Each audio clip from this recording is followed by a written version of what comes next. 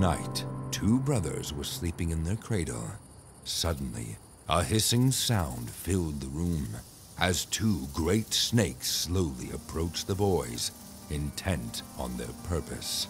They raised their heads, ready to strike, when one of the boys shot up his hands, grabbed the snakes by their throats, and strangled them. He was just 8 months old.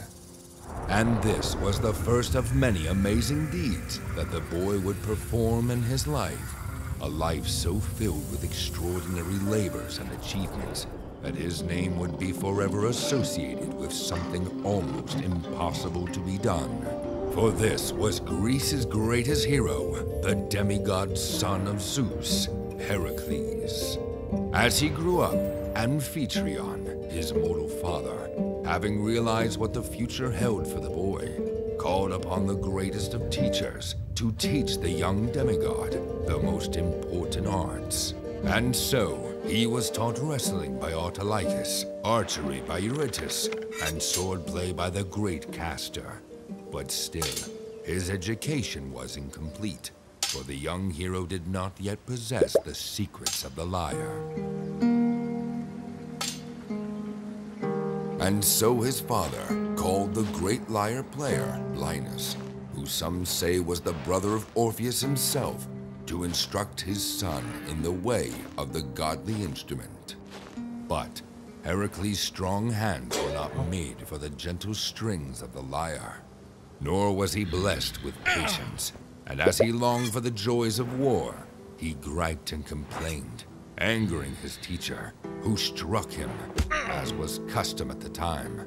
But Heracles was not one to suffer such, and in a fit of rage, he lifted his lyre, and using it as a weapon, struck back at Linus, tragically ending with the lyre the life of a man who had dedicated himself to it. But Linus's murder could not go unpunished, and Heracles would stand trial for his crime. But although he had not learned to play the lyre, the demigod had learned from his teachers the art of cunning. Was not Rhadamanthus the wisest of lawgivers? He asked the judges. He was, they all agreed. And did he not decree that anyone who retaliates to violence is not guilty if he has not struck the first blow? That is true, the judges agree again. So how can I be guilty if Linus struck me first? Did I not have the right to defend myself? And this the judges deemed fair, and Heracles was found innocent. But his father, Amphitryon, fearing for the future of the boy, sent him away to raise cattle and learn to control his fiery temper.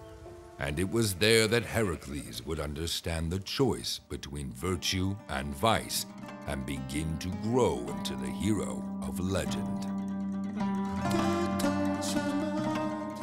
Find this and 100 more ancient stories of gods, heroes, and mortals that shaped classical Greece in one book, The Song of the Lyre. Order now